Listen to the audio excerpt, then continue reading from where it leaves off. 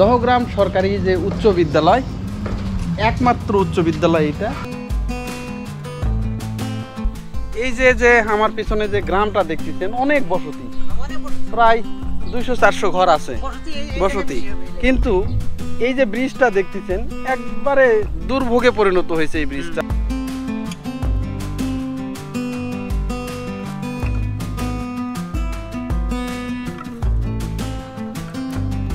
Viewers, গত পর্বে আপনাদের দেখিয়েছি 3 বিঘা করিডোরের দহগ্রাম ও আঙ্গুরপোতা গ্রামের শেষ বাড়ি। আজ আপনাদের দেখাবো দহগ্রাম আঙ্গুরপোতা গ্রামের ভিতরে কি কি রয়েছে। এই গ্রামের মানুষ সীমান্তের ভেতর থেকেও যেন তারা বাকি দেশের বাইরে, কিন্তু তাদের সংগ্রাম সত্যিই প্রশংসার যোগ্য। ভিউয়ার্স, আমি এখন দাঁড়িয়ে আছি আঙ্গুরপোতা যে বাজার, একবারে 0 পয়েন্ট যে চেকপোস্ট সীমান্ত, সেই জায়গায়। মূলত এর ওই পারে যেটা আছে সেটাই হচ্ছে যে বাংলাদেশের শেষ সীমানা। তো ভাই, এই জায়গাগুলোতে তো অনেক সময় বিভিন্ন ধরনের ইন্ডিয়ান পণ্য টণ্য পাওয়া যায়, কি মাঝে মাঝে আসে, ওইভাবে আসে না। আগে কি পাওয়া যেত? আগে পাওয়া যেত, হ্যাঁ। এখন তো যেতেই দিচ্ছে না মনে হয়। হ্যাঁ হ্যাঁ, ইভেন ওই যে সীমানা যে পিলারটা আছে সাদা, ওটা পার হলেই নাকি ধরে নিয়ে যাচ্ছে। ওরে বাপরে,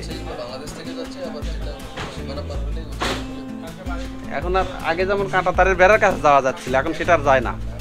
এখন একবার ওই মানে একটু পার হলেই ওরা গুলি করে দিচ্ছে, খুব কড়াকড়ি। এটা কতদিন, মানে এটা তো এরকম তো ছিল না। এটা কতদিন থেকে? 5 আগস্টের পর থেকে এটা হয়েছে না? ভিউয়ার্স, দেখলেন আমরা স্থানীয় এখানকার যারা রয়েছেন ওনাদের কাছ থেকে আমরা শুনতে পারলাম যে 5 আগস্টের পর থেকে সীমানাগুলো এতই কঠিন করা হয়েছে যে আমরা আগে যে অনেক সময় ভিডিও করতো যে এই যে এটা বাংলাদেশ, এটা ইন্ডিয়া, এখন এক পা বাংলাদেশে এক পা ইন্ডিয়া, এই ধরনের সীমানা যে পিলারগুলো রয়েছে, কাঁটা তারের বেড়া তো অনেক দূরে থাকলো, সীমানা পিলার পার হলেই তারা গুলি করতেছে এবং তারা ধরে নিয়ে যাচ্ছে সেখান থেকে। তো এটা আসলে খুবই কঠিন একটা সিদ্ধান্ত। আর দেখেন এই পাশে এই যে অ্যাস্ট্রো ফার্মা যে লিমিটেডের যে ওষুধ কোম্পানির যে গাড়ি, বিভিন্ন ধরনের বাংলাদেশি যে পণ্য গাড়ি, এইগুলো পাওয়া যাচ্ছে। আর ইন্ডিয়ান যে পণ্যগুলো, এই দোকানগুলোতে আগে ইন্ডিয়ান পণ্য অনেক ছিল, কিন্তু বর্তমান সময়ে এইগুলো ওইভাবে আসতেছে না, খুব ঝামেলা করে। কারণ আগে হয়তো ভালোভাবেই নিয়ে আসতো, হয়তো ওই পার থেকে যারা কাজ করতে আসতো তারা অনেক কিছু নিয়ে আসতো, কিন্তু বর্তমান সময়ে এইগুলো আর কোনোভাবেই আনতে পারছে না। তারপরে টুকটাক 2-1টা পণ্য পাওয়া যায়, একদমই যে না পাওয়া যায় তা কিন্তু না। তবে এখন খুব কঠিন, এখন আর আসা যায় না। ভিউয়ার্স, এটা মূলত দহগ্রাম বাজার। এই আঙ্গুরপোতা এবং দহগ্রাম যে জায়গাটা রয়েছে, এই বাজারটাই হচ্ছে এখানকার মূল যে জায়গা সেটা। এখন আসলে পুরো দুপুর সময় চলতেছে। তো এই দুপুরে এই বাজারটা, গ্রামের যে বাজারগুলো এইরকমই হয়, সবাই দোকানপাট বন্ধ করে তারা বাসায় যায়, দুপুরে খাওয়া দাওয়ার পর আবার তারা আসে।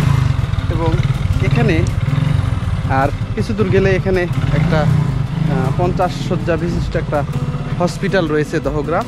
কিন্তু এখানকার মূল যে সমস্যা হচ্ছে যে এখানে ডাক্তাররা থাকেন না। এখানে এসে হয়তো কিছুদিন তারা থাকে, তারপরে আবার তারা এখান থেকে চেঞ্জ হয়ে যায়। এই যে দহগ্রাম এবং আঙ্গুরপোতা যে 20 শয্যা বিশিষ্ট হসপিটাল, এই হসপিটালটা রয়েছে, কিন্তু স্থানীয় লোকজনরা যেটা বললো যে চিকিৎসার অবস্থা এখানে একদমই বেহাল। এখানে চিকিৎসার জন্য তাদেরকে এই হসপিটালে তাদের ওইভাবে ভালো চিকিৎসা আসে না, তারা অন্যান্য জায়গায় তাদেরকে যেতে হয়। এছাড়া এখানে রয়েছে একটা উচ্চ বিদ্যালয় এবং কিছু বিভিন্ন ব্যাংকের যে এজেন্ট ব্যাংকিং সেইটা রয়েছে। তো এটাই মূলত আঙ্গুরপোতা এবং দহগ্রামের যে মূল বাজার, সেইটা এটা। ভিউয়ার্স, দেখেন আমি এখন দাঁড়িয়ে আছি দহগ্রাম সরকারি যে উচ্চ বিদ্যালয়, একমাত্র উচ্চ বিদ্যালয় এটা, এবং এটা সরকারি উচ্চ বিদ্যালয়। এই দহগ্রাম এবং আঙ্গুরপোতা মিলে একটা উচ্চ বিদ্যালয় রয়েছে, একটা হসপিটাল রয়েছে এবং একটা পুলিশ ফাঁড়ি রয়েছে। আমি এখন দহগ্রাম যে মূল যে জায়গাটা রয়েছে সেখান থেকে আমি এখন দহগ্রাম যে হাট রয়েছে, এই দহগ্রাম এবং আঙ্গুরপোতার যে একটা বিখ্যাত হাট, সেটা দহগ্রাম হাট বলে। তো এখন সেই দহগ্রাম হাটে যাওয়ার জন্য এই যে দেখেন যে এই ব্রিজের উপর দিয়ে আমি যাব, কিন্তু ব্রিজের অবস্থাটা দেখুন, একবারে কাঠের ব্রিজ, আর ওই পাশে রয়েছে ওইটুকু হচ্ছে রড সিমেন্ট দিয়ে বানানো, ওইটা হচ্ছে পাকা ব্রিজ। আর এই পাশে যেটা রয়েছে সেটা হচ্ছে কাঠের ব্রিজ, একদম জরাজীর্ণ অবস্থা। এখান দিয়ে যদি কোনো মানে গাড়ি বা অটো এগুলো যায়, অনেক সময় তারা বিভিন্ন দুর্ঘটনার কবলে পড়ে। যে দেখেন ভেঙে গেছে একদম। এই যে এই পাশে লোহা মেরে মেরে, এই যে দেখেন বড় বড় সব লোহা মেরে মেরে এই কাঠগুলো এইভাবে বসিয়ে রাখা হয়েছে, একদমই যে জরাজীর্ণ অবস্থা, ভাঙাচুরা অবস্থা। এই যে ওনারা আসতেছে, মূলত এই ব্রিজ দিয়েই ওনারা যাওয়া আসা করে। তো একদমই এই ব্রিজ এটা কবে থেকে কবে থেকে আছে এই ধরনের? এটা আজ 4 বছর 4 বছর হলো, কেউ ঠিক করে না। না, ওই আমরা সরকার আসলে কিছু ওই যে টক্তা মারছে, হ্যাঁ, এরা তো আর কিছুই করে না। যে কোনো মুহূর্তে তো একটা দুর্ঘটনা ঘটে।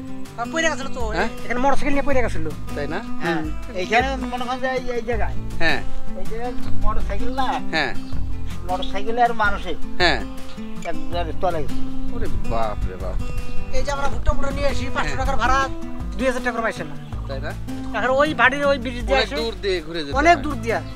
3 কিলোমিটার লোক আছে এইখানে, হ্যাঁ, লোক বেশি, তাই না? বসতি এই সাইডে বেশি। এই যে আমার পিছনে যে গ্রামটা দেখতেছেন, অনেক বসতি, প্রায় 200-400 ঘর আছে বসতি। কিন্তু এই যে ব্রিজটা দেখতেছেন, একবারে দুর্ভোগে পরিণত হয়েছে এই ব্রিজটা। মাঝে মধ্যেই ওনারা বলতেছে, স্থানীয় লোকদের কাছ থেকে আমি জানতে পারলাম যে মাঝে মধ্যে এখানে দুর্ঘটনা হয়। কিছুদিন আগেই একটা মোটরসাইকেল সহ এখানে পড়ে গেছে, এখানে ভেঙে, এই যে এই জায়গাটাতে ভেঙে মোটরসাইকেল নিয়ে উল্টে এই খাদে পড়ে গেছে। এটা ছোট একটা মানে হ্যাঁ গভীর পানি, কিন্তু একটা খালের মতো হয়ে আছে, খালের উপরে এই ব্রিজটা করে দেওয়া হয়েছে।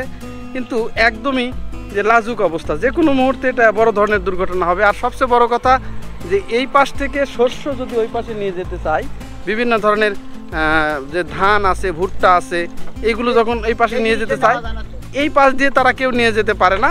তখন তারা এইটার জন্য অনেক দূর দিয়ে ঘুরে তারা নিয়ে আসে, এবং এটার জন্য তাদেরকে একটা অনেক খেসারত বা ভাড়া দিতে হয়। এই ছোট্ট একটা এখান থেকে গেলে হয়তো অল্প সময় লাগবে, কিন্তু এটার জন্য তাদের অনেক দূর দিয়ে ঘুরে আসতে হয়, এটার জন্য অনেক ভাড়া তাদেরকে বহন করতে হয়।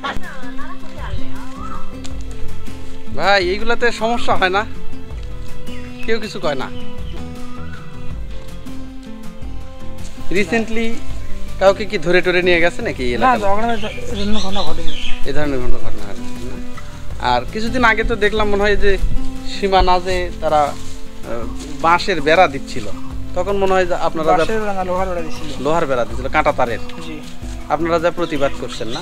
না, তো ওদের দেশে ওরা ওদের হ্যাঁ, ও এটা নিয়ে কিছু করেননি কেউ? বিজেপি বলছিল তো, বিজেপি কথা মানেনি, নিউ আছে 150 গজের বাইরে বেড়া দিবার। হ্যাঁ হ্যাঁ, ওরা তো 20 গজের ভিতরে দিয়েছে না। হ্যাঁ হ্যাঁ হ্যাঁ, এটা তো ঠিক না। আজকের মতো ভিডিওটি এখানেই শেষ করছি। এমন ভিন্ন ভিন্ন জায়গার গল্প জানতে চাইলে চ্যানেলটি সাবস্ক্রাইব করে পাশে থাকুন। কমেন্টে জানাতে পারেন কেমন লাগলো। দেখা হবে পরের পর্বে। ভালো থাকবেন, সুস্থ থাকবেন।